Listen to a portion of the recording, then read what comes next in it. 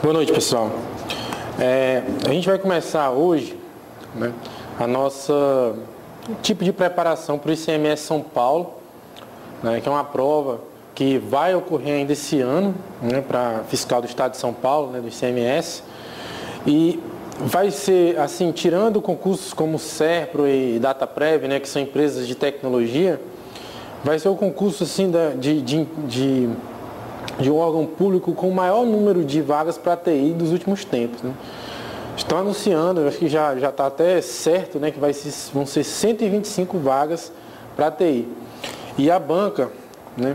Então a gente já tem aqui com o ICMS São Paulo, né, vai ter 125 vagas para TI.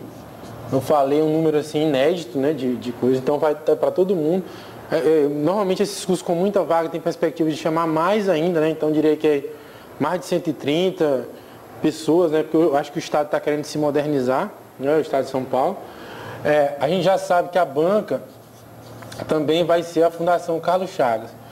E aí a gente está na guarda de sair o edital. No último concurso, né, se eu não me engano, eu não me lembro quando foi 2005, 2006, não teve vaga específica para TI. Por isso que eu acho que está vindo com tanta vaga agora. E aí o que eu fiz? O pessoal estava me pedindo direto preparação, né? Eu já vinha fazendo uma bateria para a FCC, né, de 2008, fechei a bateria. Hoje a gente vai fazer a última prova de ICMS CAUTI, que foi a de 2002, né? E após essa resolução, eu planejo pegar aí, sei lá, 2009 com certeza, as últimas de 2009 da FCC, 2007 também com certeza e talvez aí 2006. E a gente tem uma gama vasta, né, de exercícios só FCC para nos prepararmos para esse certame, né? Lembrando que a minha área é infraestrutura, né? Eu posso dar umas arriscadas em sistemas, como eu vou fazer agora, porque afinal também eu estudo para essa área, porque eu sou concurseiro também, mas não com o mesmo domínio, né, que eu tenho na parte de infraestrutura. Mas aquelas questões mais tranquilas, né, a gente já vai passando, certo? Então vamos lá. A prova, eu digo que a prova do ICMS 2002 é uma prova ainda da época romântica, né, de TI. O que eu estou chamando de época romântica? Em onde as perguntas eram básicas, né, assim, você perguntava, a resposta era imediata. Se bem que as provas da FCC são assim, né? Mas a gente vai notar que essas questões elas têm um nível de facilidade, assim, para concurseiros atuais, né, engajados, ela tem um nível de dificuldade, vamos dizer assim, de médio para fácil, tá? A gente vai pular as 11 primeiras questões que tratam de Word e Excel. Isso aí denota ainda mais, né, a nível romântico. Hoje nenhuma prova de TI pede Word e Excel. Acho que a última que pediu foi a CGU em 2006. Essa de 2008 nem pediu mais. Então a gente vai pular, por quê? Porque são questões de informática básica e além disso elas se referem às versões de Word da época, né? Então tem lá o Windows 98 ainda, o Word 2000, que as interfaces hoje são diferentes. Então não adiantava nem te resolver porque a gente não vai enxergar. Eu vou começar da 12, que ela começa de Windows, né? Mas o Windows em si ele é um pouco mais estável, né, do que o Word. Se a gente pegar o Word 2007, por exemplo, o layout dele é completamente diferente, né, das outras versões que a gente tinha, o 2003 e o XP. Então vamos lá, tá? Uma coisa que vocês vão notar é que o PDF que eu consegui, que eu estou entregando para vocês aí na aula, é um PDF só é um PDF escaneado, né, não está digitado. Por quê? Porque essa prova, a gente não conseguiu encontrar, ela é da VUNESP, né? E ela não foi encontrada, assim, normalmente nos sites, certo? Então, foi um amigo meu, o William, que ele pediu para um amigo dele escanear essa prova e passou para mim, eu transformei num PDF, né? Viu como imagem, eu transformei para PDF. E eu estou passando esse PDF integral para vocês, porque eu não vou ter tempo de digitar isso aqui, diagramar, entendeu?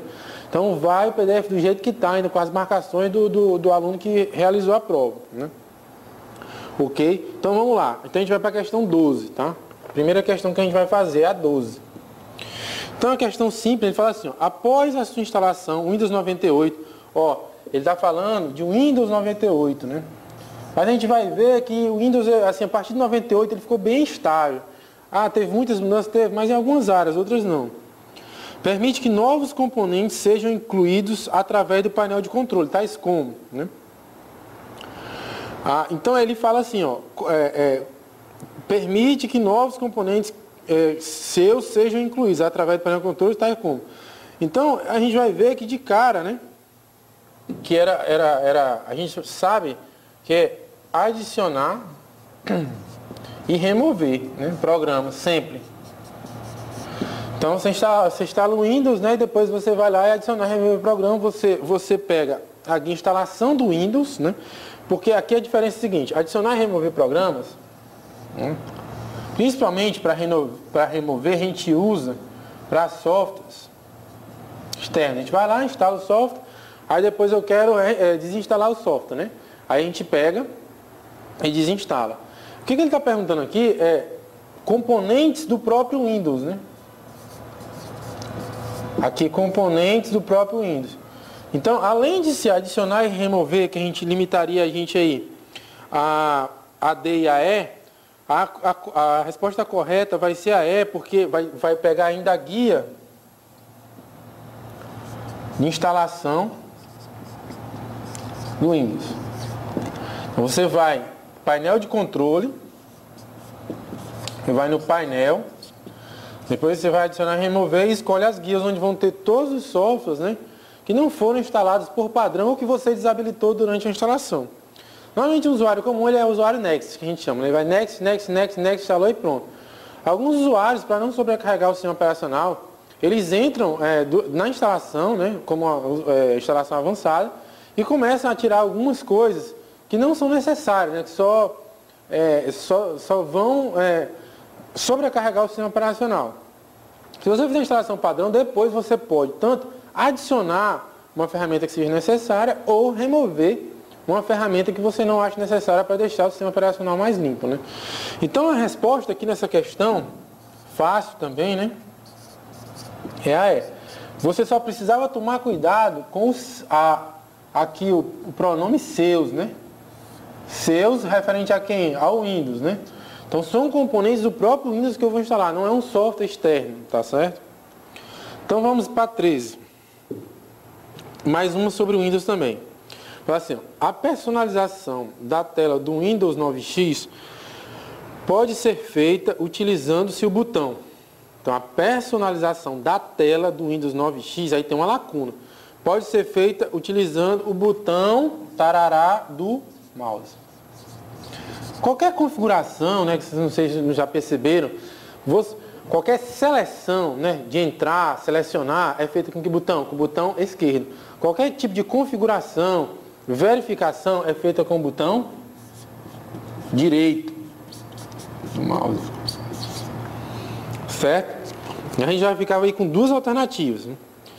Para clicar em algum espaço vazio você quer configurar aquela tela que a gente chama de o desktop do Windows, né, que é a tela que ele está chamando.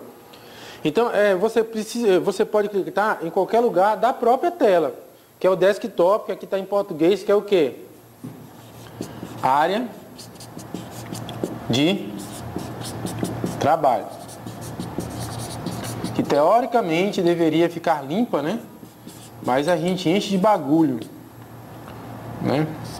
Ali só deveriam estar os arquivos que eu estou utilizando no momento, né? A área de trabalho. Então, a primeira lacuna seria preenchida com o botão direito, depois a área de trabalho, o próprio desktop. Ele fala assim, clicando em seguida em. Como é configuração, você vai clicar em quê? Normalmente no Windows, padrão, propriedade, né?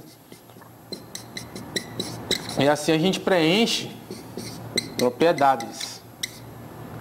A gente preenche aí a terceira lacuna, certo? Questãozinha, mamão com açúcar, né? Tranquila para a gente poder acertar, certo? E a resposta aqui, tá? Seria a resposta A.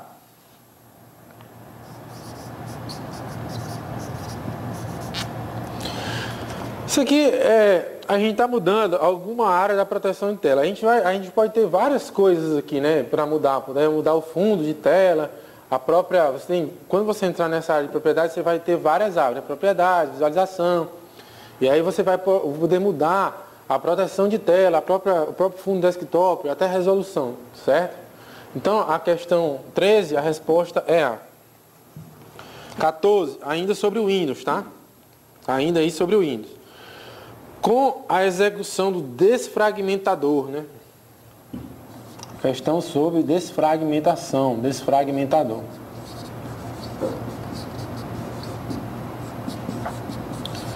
O que ele quer dizer? Windows 9X, assim. Item A. Com a execução do desfragmentador de disco do Windows 9X, os defeitos do disco serão identificados. Bom, defeitos do disco, né? A gente utiliza qual ferramenta, né? A gente utilizava muito para poder olhar. É o Scan Disk. E não necessariamente, não o desfragmentador. Então essa aqui está falso, porque esse item aí se referia ao Scan Disk, né? Um softwarezinho que você passa para identificar eventuais defeitos que o disco possa ter e mapeá-los, né? Por exemplo, se ele achar um bloco corrompido, detonado, ele vai mapear aquele bloco e não vai mais permitir gravação naquele bloco. Ele vai chamar aquele bloco de bad block e a partir daí não gravar mais em cima dele, né? As partições do disco serão eliminadas, né? Quem é que faz esse tipo de trabalho? É um comando chamado format.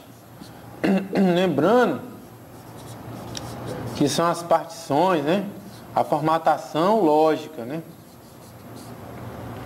A formatação lógica, porque a formatação física já vem de fábrica, né? Então esse item aqui está falso. O entrelaçamento do disco será aumentado. Eu não sei o que é entrelaçamento.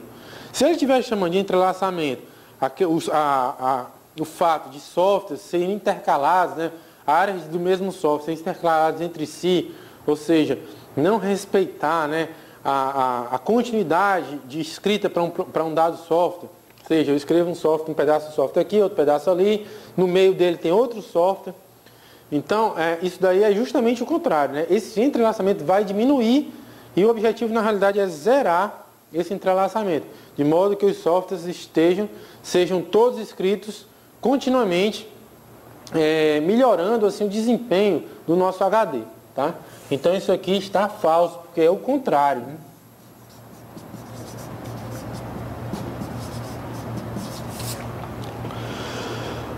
Os vírus eventualmente existentes poderão ser identificados. Olha, isso aí é trabalho para o antivírus, né?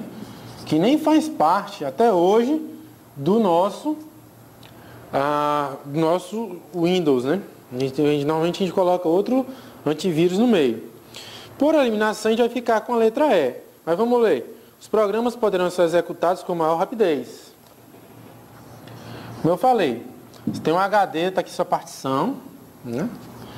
E quando você vai escrevendo, tudo bem, os programas vão sendo escrevendo continuamente, mas eventualmente você remove, determinar aqui é o programa A, programa A, programa A, programa A, programa A, né? Aí, por algum motivo, né, vamos relevar aqui, eu chego até essa situação, um programa B dentro de um programa A. Esse tipo de situação, essa fragmentação, ela prejudica a leitura, vamos dizer assim, do programa A. Então eu vou ler o programa A, vou ter que pular B e depois ler o programa A. A ideia do desfragmentar é o quê? Deixar o programa A novamente todo num bloco só. Aí o programa B também, e os arquivos de sistema e assim por diante. De modo que a leitura e a escrita nesse programa A sejam locais, né? Assim, sejam todos na mesma área. E aí eu vou ter um melhor desempenho do meu HD, né? Tanto de leitura quanto de escrita. Então a resposta certa é a E. A desfragmentação é isso, né?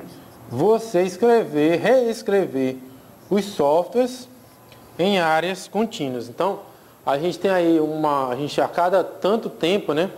A gente tem que fazer a nossa desfragmentação, certo? A cada mês eu recomendaria para o nosso software ficar mais rápido, ok? Então, até a próxima.